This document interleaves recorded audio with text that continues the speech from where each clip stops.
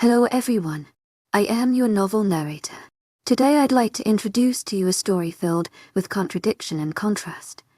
Imagine being an ordinary high school student, and on your very first day at a new school, you are publicly rejected by the most popular boy. Yes, you heard it right. Rejected. But this is no ordinary rejection, it's a meeting that seems destined. And I, Evangeline Cross, am the protagonist of this tale. At Lupus Harbor High School, I became the target of everyone's scorn on my first day. How should I face it? Should I accept it meekly? Or should I fight back? Welcome to join my adventure and uncover the secrets hidden behind this small town. Chapter 1. So what if I trap you in my closet and only let you go when they agree to not move? My best friend, Kristin, asks while rubbing her chin like she has a beard. The blonde-haired, blue-eyed beauty sat on my bed, looking up at the ceiling, naming off random ideas to keep me in San Diego. You already had that idea yesterday, and the day before, and the day before that. I look up thoughtfully at the ceiling, stroking my imaginary beard. And the day before that, I grin at Kristin, who scowls back at me. I return her scowl with one of my own. Now quit sitting around and doing nothing and help me pack the rest of my clothes. She flips her back length hair over her shoulder and looks toward the mighty heap of clothes that are piled on the floor right in front of the closet. Only if I can help you throw away some of that crap you call clothing. It's not crap. It's just used. I respond defensively. I worked hard for my clothing. Going to work at the Starbucks that was only a few miles away from my house had its benefits, such as being able to walk to and from, and getting a bunch of coffee. However, one of its benefits was not its pay. Working 6 days a week from when school got out at 1:30 until I had to get home and do that day's homework at 7. I was lucky to even have these clothes. Please, Evie. This stuff is so used my dog wouldn't want to use it to wipe its butt. Kristin said, holding one of my favorite shirts. A blue Doctor Who shirt. She flung it behind her only for it to hit the wall and land of the bed. Hey, I jump up from my position on the floor in between the pile of clothes and my empty suitcase. I happen to love that shirt, thank you very much. And I wouldn't even let your dog go near this shirt, let alone let him wipe his butt with it. I snatch the shirt from my bed and throw it into my open suitcase. Whatever. Kristin rolls her eyes at my unhealthy love with the shirt. She stands up from her position on my bed and plops herself down next to my mountain of clothes. Her hands dive into my pile and start flinging items of clothing into my suitcase. To my agent extraordinaire, Madeleine Nilbay, heartfelt thanks for your unfailing patience, enthusiasm. Keep doing what you're doing. Just make sure everything fits in the suitcase. I'm going to go grab all my bathroom stuff. Heading out of my room to the bathroom that's across the hall, I look into the mirror and sigh. I look too pale and too skinny. My dark green eyes are tired and lack their usual shine. I sigh again and grab my brush from its place on the counter next to the sink, running my fingers through my deep brown hair before my brush goes through. I try to style it like Kristin's hair. It never works, and I wish, yet again, that I had Kristin's hair. Apart from one thing that I love about my hair, I move my head back and forth, making the light shine different parts of my hair. All of a sudden, the red in my hair makes an appearance and turn my hair from its boring brown color to an exotic, deep red color. What's taking so long? Kristin shouts from across the hall, irritation clear in her voice. I grin to the mirror, an idea coming to my head. I silently turn around, take a couple of tiptoed steps out into the hall. I take aim and throw my brush straight at Kristin's head. To my agent extraordinaire, Madeleine Nilbay, heartfelt thanks for your unfailing patience, enthusiasm. What the hell was that for? She turns to look at me from her position in my room, rubbing the spot the brush hit her. I smile my pearly whites at her, and in return get eye daggers. I hold up my hands so that they create a heart with her in the middle. Kristin's gaze softens and she smiles her pearly whites back at me, holding up her hand with her middle finger pointed straight at me. Love you, darling, I say sweetly, still holding up my hand heart. Kristin puts down her finger, Love you too. Which is why I think kidnapping you and hiding you in my closet is a great idea.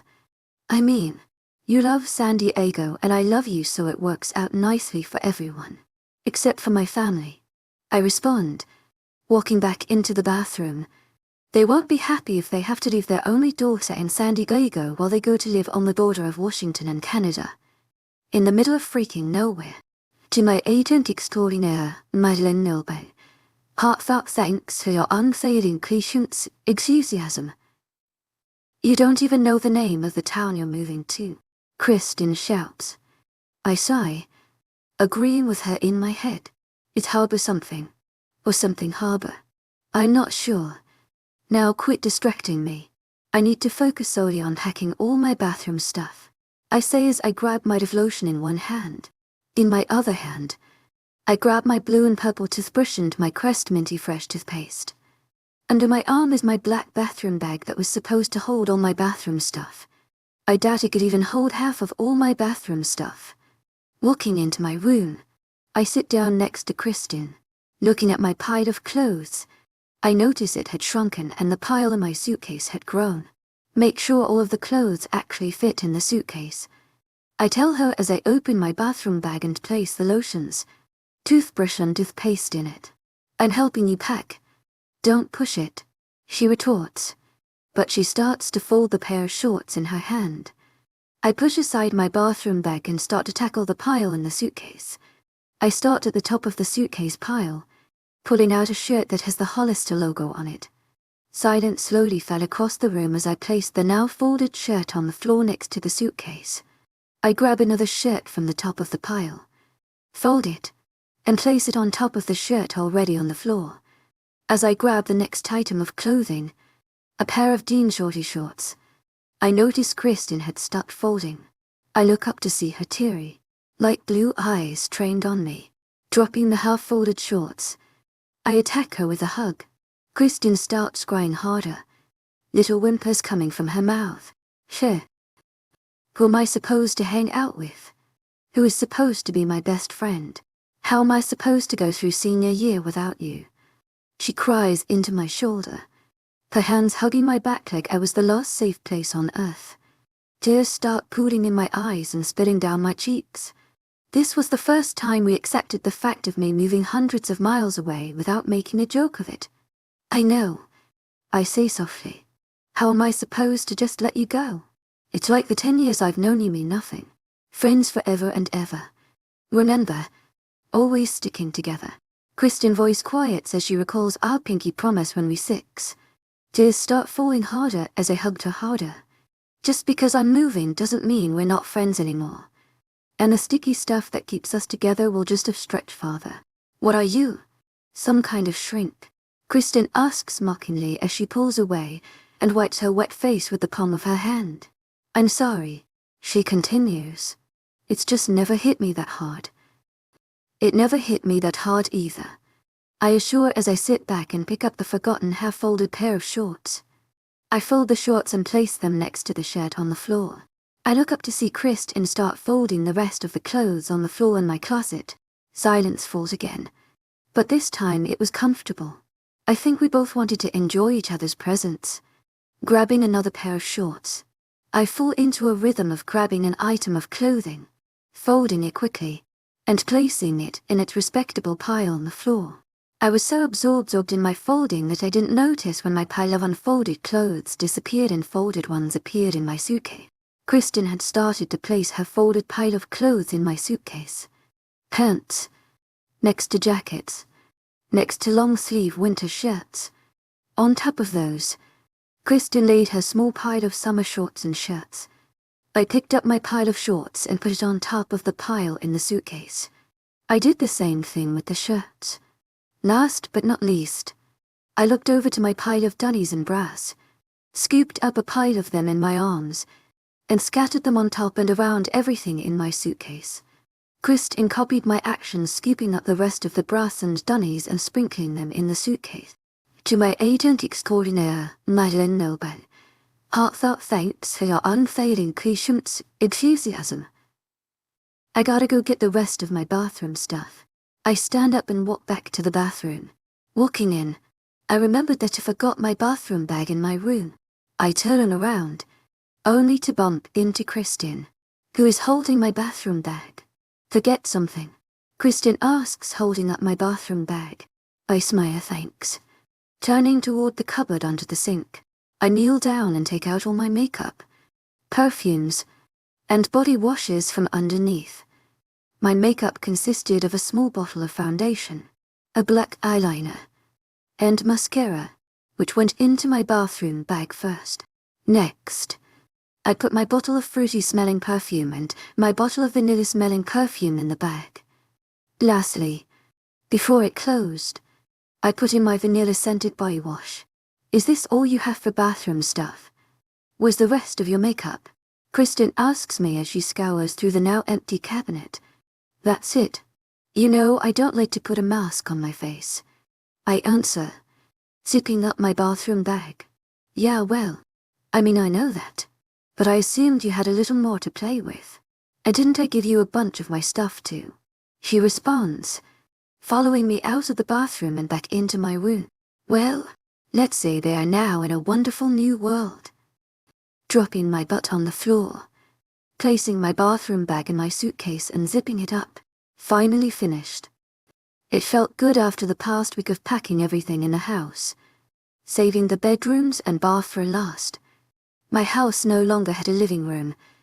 To my agent extraordinaire, webnovel, heartfelt thanks for your unfailing patience, enthusiasm. Or dining room. They were just rooms with walls and carpets now. Later today, the last of the furniture, being my bed, desk, nightstand, and dresser, and my parents' bed, nightstand and dressers, were being packed away and shipped to the new house. Wonderful new world, my ass. Kristin mutters. So tomorrow's the day. I sigh again, a frown forming on my face. Yeah, tomorrow's the day. Suddenly, my bed starts vibrating. I look to find my phone and saw it on the nightstand. Not mine. Yeah, I know. I just can't find it on your bed. Help me. Kristin hops on my bed and scrambles around, trying to find her cell phone. I stand up from the floor and hop on my bed, sitting on the end of it. Hey, get up. Get up. I need to check everywhere. Kristin shoos me off the bed and removes the covers from right where I was sitting. Sitting right there was her phone buzzing like a bee. Kristin turns around and sticks her tongue out at me. I shrug back at her. She presses the talk button after at the screen. Hello, Kristin says in the speaker. Yes, I'm still here. I knew it was her mom on the phone after that sentence. But she's moving, Kristin says after a pause. I don't even know them. She continues to argue with her mom while I sit back down on my bed. No, you don't seem to understand. My best friend of 10 years is moving to who knows where, and you're saying that I have to go to some stupid party. She shouts into the phone. I chuckle to myself, knowing that Kristin is in a war she won't win. Her mom is too tough and demanding, not to mention stubborn, to give in. My predictions are correct when a couple seconds later Kristin slams her phone shut and growls in frustration. I guess I'll see you tomorrow, I say quietly, looking down at my lap. Though I knew Kristin wouldn't win that argument, I couldn't say I was happy with the outcome. Kristin turns to me. I'm so sorry, Evie. I don't know what's wrong with her. I sigh, still looking at my lap. She attacks me with a hug, which I return wholeheartedly. Promise to be here before you leave tomorrow. I wouldn't miss it for the whole world plus the universe, Kristin says. You better, or I'm going to hunt you down. I respond with a sad smile. Chapter 2. Sitting outside on the driveway, I wait for Kristin to show. She promised. I remind myself. I look at her packed car, still irritated that we were driving to this new place instead of flying. I guess we couldn't afford it or something. Evangeline, quit sitting around and start helping with the last of boxes. My mom shouts from the doorway. I sigh and turn around to face her. I am waiting for Kristin. She said she would be here. To my agent extraordinaire, webnovel, heartfelt thanks for your unfailing patience, enthusiasm. I am not moving until Kristin got here. I can be an extremely stubborn person when I want to. Well, while you're waiting, you could help. You know, your dad and I aren't the only ones moving. Mom responds, walking back into the house. Well, you and Dad are the only ones who want to move. I mumble. I stand up and dust off my butt, making sure there isn't gravel or dirt on it. Looking up, I see a blonde head running toward my house. Kristin. I squeal. To my agent extraordinaire, Madeleine Nobel. Heartfelt thanks for your unfailing patience, enthusiasm. She shouts. I'm here. Don't leave yet. Wouldn't dream of it. I shout back. I start jogging toward her and open my arms for a hug. She mimics my action as she comes within 5 feet of me. We crash into each other for the hug of a lifetime. Evangeline. Get inside the house and start help, shouts my mom from the doorway. Oh, hi Kristin. Never mind. I think you dad and I got it. I didn't bother responding. Even if I could. The crying episode that hit me yesterday hits me even harder today. Tears are streaming down my face as I hug my best friend for probably the last time. We stand here hugging each other for a long time, not saying anything, just hugging. Our time is cut short. However, when my mom comes and places a hand on each of our shoulders, I'm so sorry, but it's time for us to be packed in the car. It's time to go, Evangeline. Mom says, sympathy lacing her tone. I pull back from Kristin, not surprised to see tears in her eyes and falling down her face. You have a phone, Kristin says. Use it. Text me. Call me. Anything. If you don't, I will come and hunt you down. She emphasizes the hunt you down. I smile. Don't worry. You are speed dial number 2. Right after 911 on speed dial 1. Kristin holds out her pinky. Friends forever and ever. Always sticking together. I hook her pinky with mine. Friends forever and ever. Always sticking together. She hugs me again while we walk to the car. Once we get to the car, she lets me go. I step back and sit down in the back seat. My parents are already seated in the front seat and had started the car, waiting for me. I close the door and immediately open the window. Love you, sister, I say through the open window. Love you more, Kristin responds. With that said, my dad pushes the gas down and our car starts rolling away. I stick my head in on out the window, waving and smiling as we roll away. I see Kristin waving back like a maniac as she starts getting smaller. We come to the end of the street and make a left. Now that I can't see Kristin, I pull my head and arm back in the car and close the window. My bag, that was supposed to be a carry-on, is instead sitting on the seat next to me. I zip it open and stick my hand in it to see if I can find my iPod. Digging around, I finally felt the smooth screen that is my iPod. Pulling it out, I am happy to find that my earphones are already connected to the iPod. Putting the earphones in my ear, I unlock my iPod, go into my music, and hit the shuffle. Mirrors by Justin Timberlake starts blaring in my ears. Coming in my head, I sit back against the seat and close my eyes. Evangeline, wake up, we are coming into the town, Dad says, shaking my leg. I slowly open my eyes. I mumble, rubbing my eyes. Not sleeping last night sure made up for today. I didn't have to sit through hours of boredom in a car. I look out the window to find nothing but trees and a massive forest.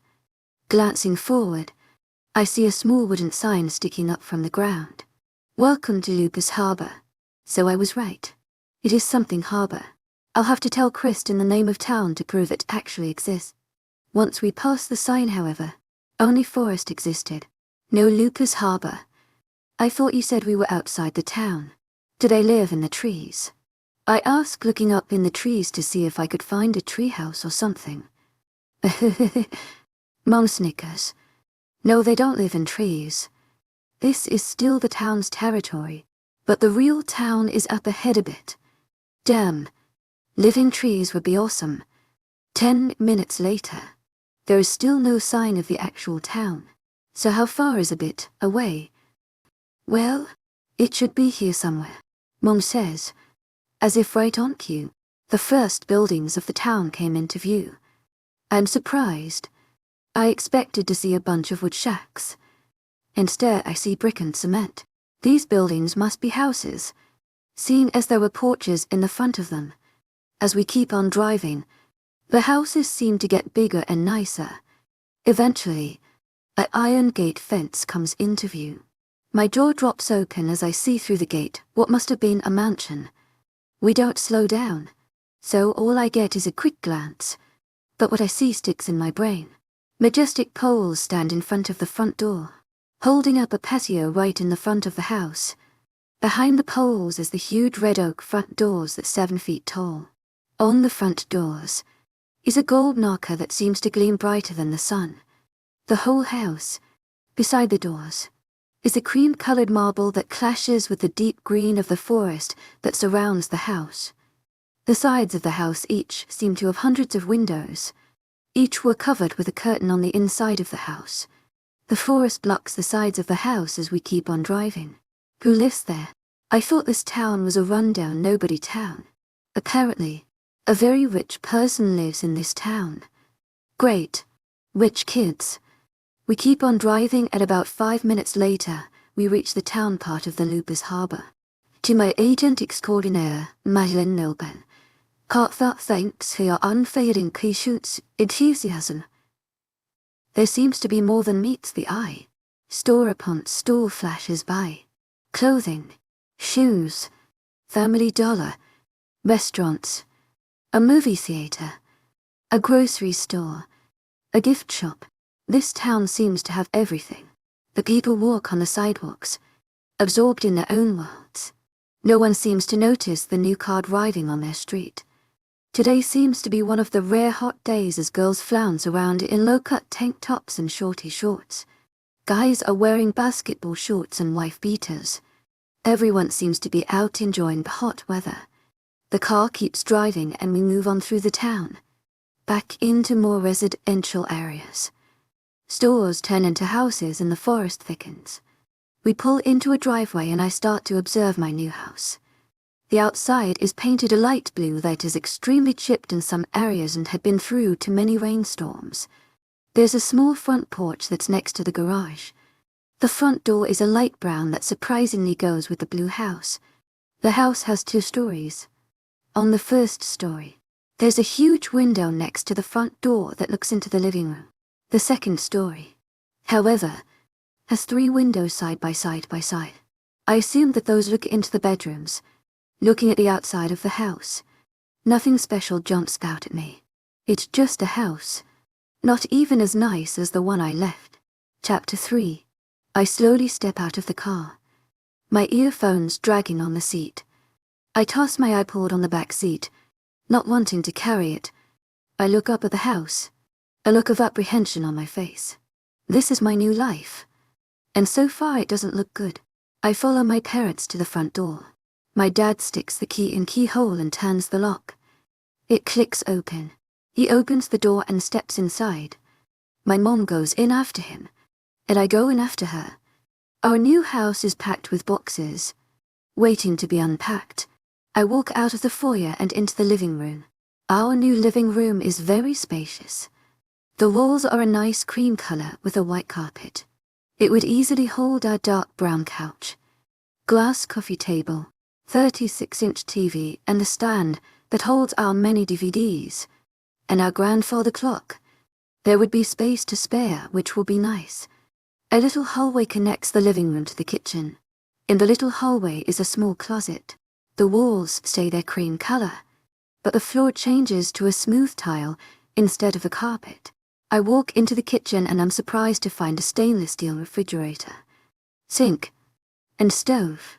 Around the stainless steel, there are cherry oak cabinets and drawers. This kitchen is bigger and nicer than the one at my old house. Well, too bad. I don't like to cook. On the other side of the kitchen, there's another big room. I assume we are going to make this room the dining room. Cream is still the color of choice, but the floor changes back to its white carpet. The dining room connects back to the foyer. To the left of the front door is the living room. To the right is another hallway. I walk down it to find multiple doors. The first one to my right is a small bathroom. The brown walls are a nice change to see. Closing that door, I walk a couple of feet and open the door on the left. I am met with an empty garage that smells like gasoline and is filled with dust. I close that door and walk to the end of the hallway, which is only a few feet away from the garage.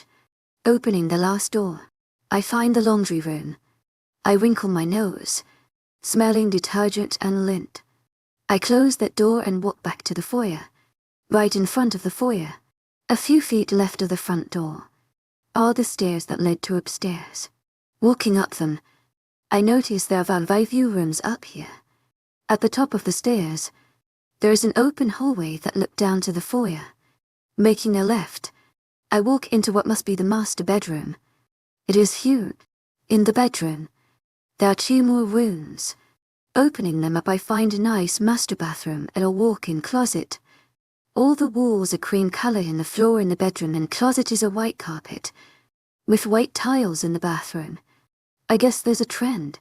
Shaking my head in jealousy, I leave the doors open as I walk out of the master bedroom, across the hall, to find my room.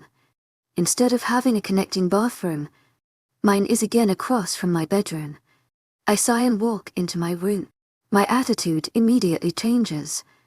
This room is huge. Not as big as my parents' room, but certainly bigger than my last room. Sadly, like my parents' room, it's cream-colored with white carpet. In the middle of the room, I turn to see another closed door next to the now open door. I slowly walk toward it, expecting something to jump out at me. I open the door to find my own walk-in closet. Yes, Evangeline, where did you go? My mom yells from somewhere downstairs. I found my room. I yell back, still in my walk-in closet. Great. Now you can come back downstairs and get the stuff for your room. Mom yells, smugness in her tone. I groan. Unpacking wasn't as bad as packing, but it's still a pain in the ass. I walk out of my closet, out of my room, across the hall, and down the stairs. Okay, my dad starts. The boxes that have your name on them, Evangeline, are yours. Obviously. He continues like he didn't hear me. The smaller boxes have your pictures, lamps, books, pillows. To my agent extraordinaire, Marilyn Nelben, heartfelt thanks for your unfailing patience, enthusiasm, and any other smaller items you packed. The tall, rectangular boxes have your bed, desk, dresser, and nightstand in pieces. That big, rectangular box has your mattress in it, which is what you will be sleeping on tonight. We will rebuild your bed tomorrow. Dad explains. Gotcha. I respond, picking up one of the smaller boxes. I walk back up the stairs into my room to place the box in the middle of my empty room. Walking back downstairs, I pick up another box and bring it to my room. Box after box after box. It's a never-ending stream of squares. Finally, after I get the last small box to my room, I return downstairs to try and haul my mattress to my room. I don't get far. The damn box just won't move. Need help? My dad asks, coming up from behind me. Yes. Well, the first thing you should have done was open the box and take our mattress out. Would have been a lot easier. He says, opening the side of the box and pulling my mattress part way out with a grunt. Need help? I ask him innocently. It's your mattress. Do you want to sleep on it tonight? He asks mockingly. I roll my eyes and scoff at him, but I bend down to help him pull my mattress out of its box. After it's out of the box, my dad moves to the other side of it and hoists it up, putting his hands underneath the mattress. I copy his actions on the side of the mattress I am on. He goes first, going backwards up the stairs. I follow him going up the stairs. Once we are upstairs, he walks backwards toward my room. He stops in front of my room and looks in. It would help if there was a place to put it down, preferably not on a box. Dad looks at me and puts down his side of the mattress. I smile sheepishly. To my agent extraordinaire, Madeleine Nobel, hearts out thanks for your unfailing patience, enthusiasm. I put down my side of the mattress and rush into my room. I move the boxes in the way. My dad picks up his side of the mattress again and starts dragging it into my room. I run out and grab the other side of the mattress, pick it up, and help carry it into my room. We sit it down next to the wall. Thanks, Dad, I say, dusting of my hands off together. No problem, sweetie. Coming over to kiss my head. He leaves the room after that. I say, happy that my heavy box moving was done. Evangeline, come get your suitcases. My mom shouts from downstairs. Damn, almost done. I walk out of my room, jog down the stairs, and rush out the front door into the car. The trunk was already open, so I reach in and pull out my two suitcases. One was filled with sheets and pillowcases from my bed. The other was obviously filled with the clothes I packed yesterday. Holding one suitcase in each arm, I walk back into the house and up to my room. I sit both of them down on my mattress. Now I'm done. I fall back to land on my mattress. Feeling around for my phone, I realize my carry-on bag was still in the back seat of the car. Grunting, I hoist myself off my mattress and walk out of my room to get my bag. Walking outside, the hair on the back of my neck stands straight up. I scan the woods around our new house. A cool breeze kicks up and I hold my arms closer to me, trying to keep warm. Tiny raindrops start to strike my body. So much for a nice, hot day. Now hurrying to get back inside before the rain really hits. I grab my bag, close the car door, and run back into the house, closing the front door in the process. Going back upstairs, I close my room door and lay back on my mattress. Fatigue hits me suddenly and I find that I can barely keep my eyes open. Pushing my suitcases off the mattress so I can have more space, I curl up on the mattress and fall asleep without so much as a pillow or blanket. Saturday consists of building my bed, desk, dresser, and nightstand. It takes forever since my parents ignore me and have to build all their stuff. Building my bed, I dropped one of the parts on my foot. Hopping around for the rest of the day sucks. But my foot hurt more. After my bed is built, I take on the task of building my desk. It takes about half the time the bed did, and for that I am grateful. After I am done with the desk, I run downstairs to grab a bag of chips for my lunch. Let me see you some. Mom, we need to go grocery shopping. I don't like eating crap. I shout, hoping my mom hears. Yes, I know. I'm going tomorrow. She shouts back. Finishing my lunch, I run back upstairs and build my dresser and nightstand. Happy with my work so far, including when I put sheets on my bed. I snuggle into them and fall asleep. I am home alone Sunday, so I had to furnish my room with all my smaller items. The first thing I do is find my speaker and plug it into my iPod. Don't Wake Me Up by Chris Brown blares out of the speakers. Coming along, I dance around my room putting up pictures, putting lamps on my desk and nightstand, placing my little trinkets around my room, and organizing my school stuff on my desk for tomorrow. My phone buzzes. Hello, Evangeline. My mom's voice comes through the phone. Who else? Quit it with the attitude. She retorts. We are on our way back from the grocery store. I'll make dinner when I get home. I mumble, only half listening by. I pull the phone away from my ear and am ready to hit the end button as I walk downstairs. Wait, Mom shouts in the phone. Remember you have school tomorrow. Make sure everything's ready so you don't have to stay up late tonight by. I hang up the phone after that. Tomorrow's going to be one hell of a day. Chapter 4. I slammed my hand down on my beeping alarm clock. Throwing my legs over my bed, I sat up and rubbed my eyes for a good 5 minutes before moving. What on earth made my parents think that starting school immediately was a good idea? Standing up, I walked across the hall to the bathroom. I splashed water in my face to wake myself up. Looking in the mirror, my dripping face and hair reminded me of a drowned cat. I sighed and dried my face on the towel next to the sink. I walked back into my room and walked toward my suitcase still filled with clothes. The weekend was too short. Zipping it open, I searched through it looking for something acceptable to wear on my first day. First impressions are the most important. I spotted my elbow-length deep purple shirt. Pulling it out, I looked for my black skinny jeans. With my outfit found, I happily skipped back over to my bathroom and readied my shower. After I finished showering, I put my hair up in the towel and put on my purple denizen and bra. I walked back into my room and stopped in front of the full-length mirror. My green eyes popped out against my pale skin and purple undergarment. Still in front of the mirror, I unwound the towel on my head. My brownish-red hair tumbled down my shoulders. The wetness of my hair brought out the red in it. I turned around and grabbed my jeans. I pulled and wriggled my way into them. With my jeans button unzipped, I walked back into the bathroom. I opened the cabinet under the sink and took out my hairdryer. I plugged it in and looked around for my brush. And it's in my room. I sighed and walked back into my room into the dresser.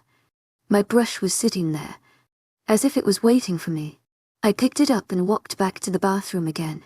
I turned on my blow dryer and started with my hair on the left side of my head. The hot air blew against my face and made my wet hair fly around. I took my brush and started with the ends. I slowly moved upward as my hair dried. Eventually, the whole left side was dry and brushed straight. I repeated the drying and brushing steps on the right side. Once I was done, my hair no longer looked like a tangled mess, and instead was nice, neat, and straight. I walked back to my room and reached for my shirt. I put it on and walked back to the full-length mirror. I ruffled my hair to make it a little more messier. Next, I went to my suitcase and pulled out my bathroom bag. I opened the bag and pulled out my makeup and perfumes. I walked over to my dresser and placed the makeup and perfumes on it. Deciding today was going to be one of my rare makeup days, I opened my foundation. Looking into the half mirror on my dresser, I dotted on the foundation and rubbed it in. I took out eyeliner and laced it on. I unscrewed my mascara and swiped it on my upper and lower lash line. Satisfied with my makeup, I popped open my vanilla and fruity perfume and did a spray of both.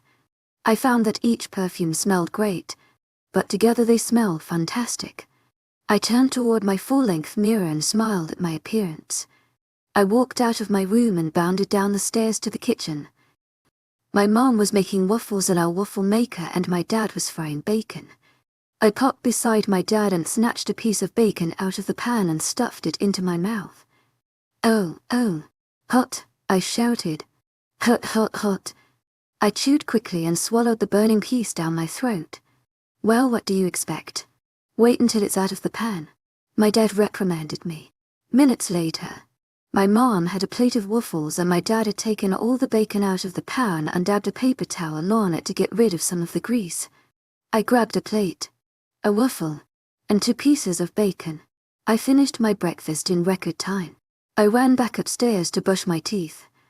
Once I finished brushing, I walked to my room to grab my black flats and my backpack.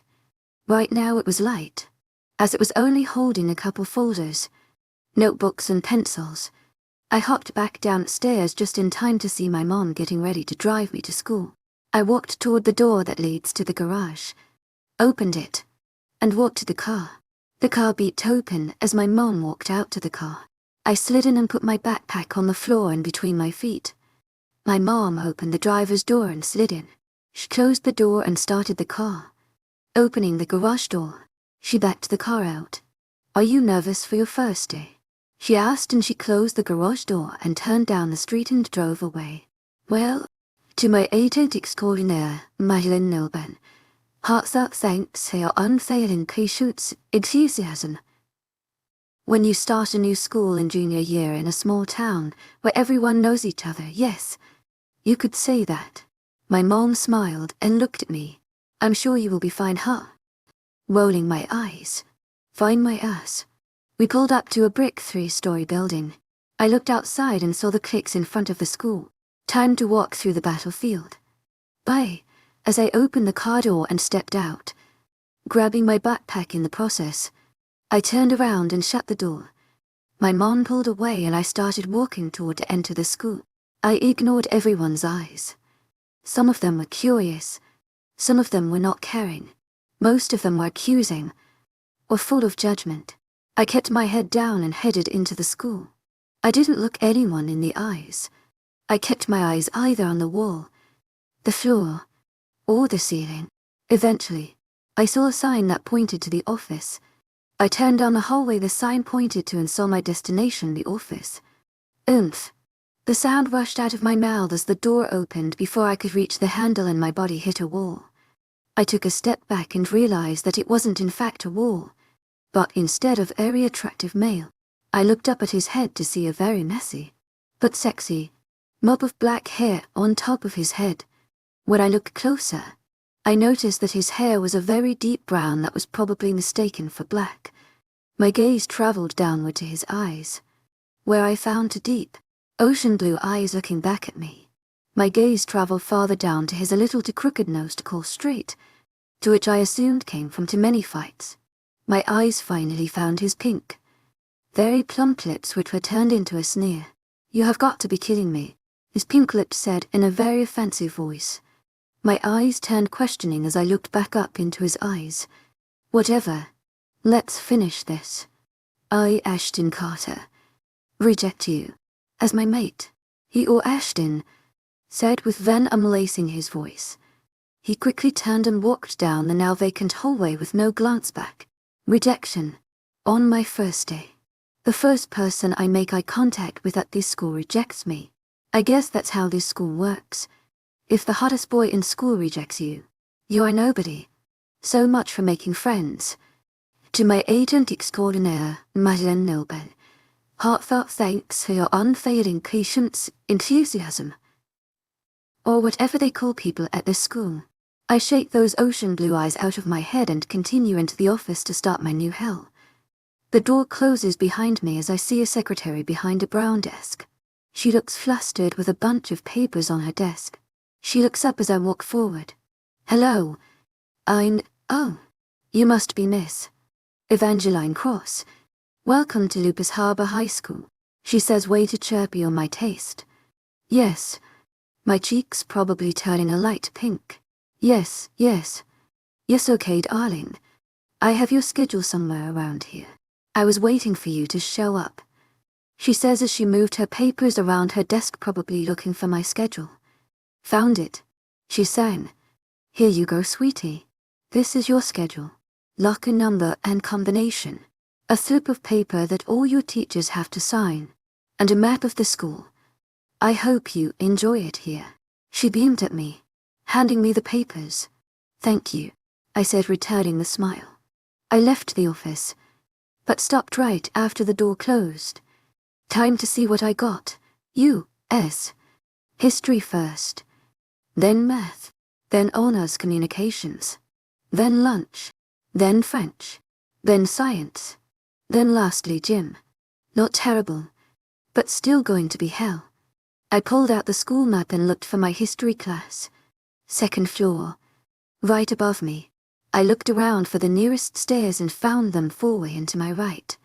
Walking to the stairs, I brought my backpack around my shoulder and zipped it open to put the papers, apart from the one my teacher needed to sign, enthusiasm, in my backpack. I walked up the stairs and immediately found the U.S. history room. I slowly walked toward it. As I reached the door, I took a deep breath and twisted the handle and opened the door. Everyone immediately stared at me, including the teacher.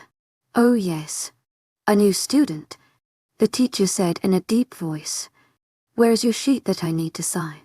I held out the sheet toward him, trying to ignore the stares. He quickly signed it and gave it back to me. "To my agent extraordinaire, webnovel, heartfelt thanks for your unfailing patience, enthusiasm." It seems like the last open seat is next to Mr.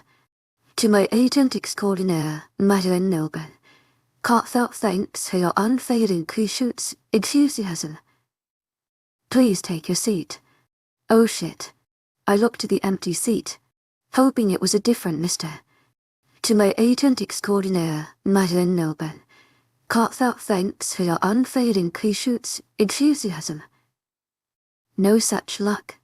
I saw the already familiar ocean blue eyes. I walked through the seats to the back where the open one was.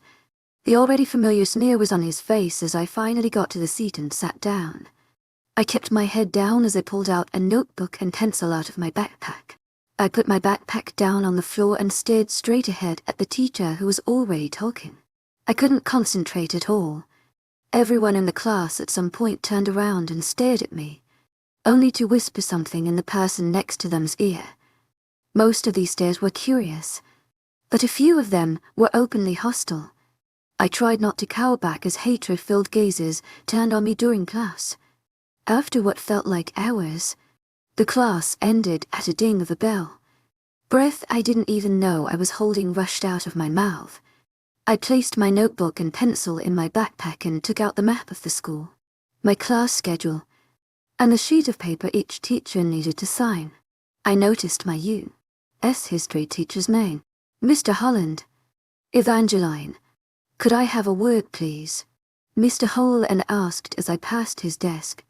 Please. Call me Evie and sure. I stopped and responded to him. To my agent extraordinaire, Madeleine Nobel. Heartfelt thanks for your unfailing patience, enthusiasm. Since you are new, and I was informed that you have never taken history before, I want to add a little extra homework just so you can catch up. I want you to read pages 3 through 37. Just read them, along with the reading and reading guide tonight. He turned around in his turn-white chair and grabbed a big book and some papers, and handed all of it to me. My smile turned forced. Okay, I'll make sure it's raro. I grabbed the book and papers from his hands and turned around, walking to the classroom door.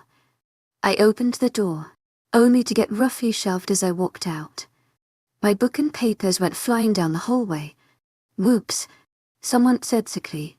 I didn't see you there. What was your name again?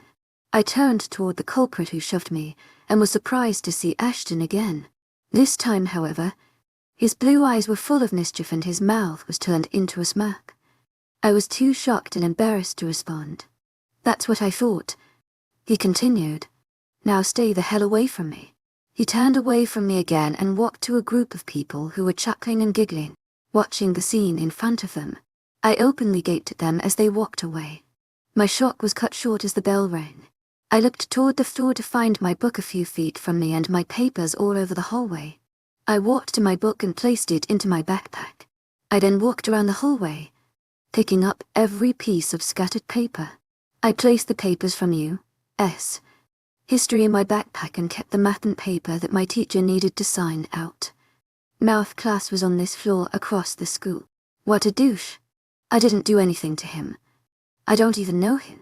I tried to clear my head as I walked to math class. Once I got to math, I didn't waste a breath walking in. Like before, everyone in class stared at me as I walked to the teacher's desk. This time, however, there was no Ashton. I stopped at her desk and placed the paper that she needed to sign on her desk. Oh, you must be Evangeline, she said, taking a pen and signing the sheet. Mrs. Flemington, to my agent extraordinaire, Madeleine Nobel. Heartfelt thanks for your unfailing patience, enthusiasm. Please, I responded, taking the paper she just signed. All right, Evie. Today is a study day for the test tomorrow. She started. However, since you're new, you will not have to take the test, unless you want to, of course. To my agent extraordinaire, Madeleine Nobel. Heartfelt thanks for your unfailing patience, enthusiasm. You will need a book, which you will find on the shelf in the back of the room. We are on chapter 4. I mumbled a thanks and walked to the back of the room to get a book. I picked up a book and sat 2 seats away from everyone. Everyone had, thankfully, stopped staring at me and was now occupied by something else. Class flew by and soon enough the bell rang. I put my second big book in my bag and took the map out. I walked out of the room holding my map, looking for honors communications. I was shoved again, but this time I kept a hold of my papers. To my agent extraordinaire, Madeleine Nobel. Heartfelt thanks for your unfailing patience, enthusiasm. Eye brunettes neared me. walking away. What the hell? I didn't do anything to anyone here. I angrily walked away to find the stairs to go downstairs to my communications class. I bet it was Ashton. When he rejected me, he told the whole school to treat me like shit. I again tried to clear my head before class. For the first time today, I got to a class before the bell rang. I walked in and saw the teacher talking to another student. I patently waited behind the student to talk to the teacher. The teacher seemed to notice me waiting. Evangeline. Right. And I nodded. Well, it's nice to meet you and have you in my class. I'm Mr. Johnston. Mr. Johnston introduced himself. Please call me Evie. I responded, holding out the paper he needed to sign. All right, Evie, he said, taking the paper and signing it. Welcome to Honors Communications. Please take a seat anywhere. We don't have assigned seats. We are working on Romeo and Juliet. I took the paper back, said thanks, and walked to a seat in the back. This unit was going to be easy. I had already done Romeo and Juliet last year. Students trickled in before the bell rang and took their seats. I noticed there was at least one seat between me and the nearest student, but I tried not to let it bother me. Class again went by quickly and the bell rang, signaling the end of class. This time, I took my time, knowing after this class I had lunch. I wasn't stupid, so I brought home lunch today. From the way everybody seems to hate me, I decided to find the library and eat there. I took out the map and found the library was on the 3rd floor along with my French class. Once I found the library, I found a secluded area and ate my lunch. Why was everyone acting so hateful and hostile toward me? It was only my first day. I would bet almost anything that it was when Ashton had rejected me and told the entire school. I lost my appetite after that. Instead, I made my way out of the library into French class. I was the first one there, excluding the teacher. Bonjour. Bonjour, I responded. She smiled. Bien. To my agent extraordinaire, Madeleine Nobel. Heartfelt thanks for your unfailing patience, enthusiasm. You must have taken French before. Yes, I was pretty good at French at my last school, I said, walking toward her desk. You're Evangeline? Right. She asked, taking the paper to sign. To my agent extraordinaire, Madeleine Nobel. Heartfelt thanks for your unfailing patience, enthusiasm. Oh yes. To my agent extraordinaire, Madeleine Nobel. Heartfelt thanks for your unfailing patience, enthusiasm. Well, nice to meet you.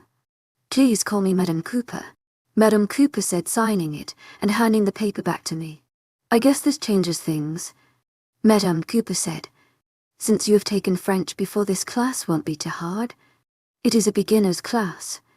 However, I expect no goofing off and you have to listen, she said with a smile. I could tell she wasn't serious. Okay, now where do I sit? I questioned, looking around the classroom at all the empty seats. Lunch was almost over, so they wouldn't be empty for long. Yes, the seating chart. Madame Cooper pulled out the seating chart. The throw from the right. 5th seat down. You will not have a partner, but I don't think you will need one. To my agent extraordinaire, Madeleine Nobel. Heartfelt thanks for your unfailing patience, enthusiasm. I said as I walked back to find my seat. Sitting down, I took the sheet that she signed and put it in my backpack and put the backpack on the floor. Just as I was getting comfortable, the bell rang, signaling lunch was over. I took a deep breath and waited for the student body to come to class. The class trickled in a few minutes later. This time, however, no one even spared me a glance. The main topic at lunch today must have been me. I tried to ignore everyone as they took their seats and class started. French was the easiest class so far. I knew everything we were learning already. Class fly by in a French blur, and soon it was time for my second to last class, science. Before we left, Madame Cooper passed around a sheet of homework due tomorrow. I put the sheet in my backpack and took out the school map and signing sheet. Science was on the 1st floor right below me. I left the classroom and walked down the nearest stairs to the 1st floor. As I walked, I noticed everyone kept at least 2 feet of space between me and them. It's like I had some sort of disease. I got to my science class and opened the door.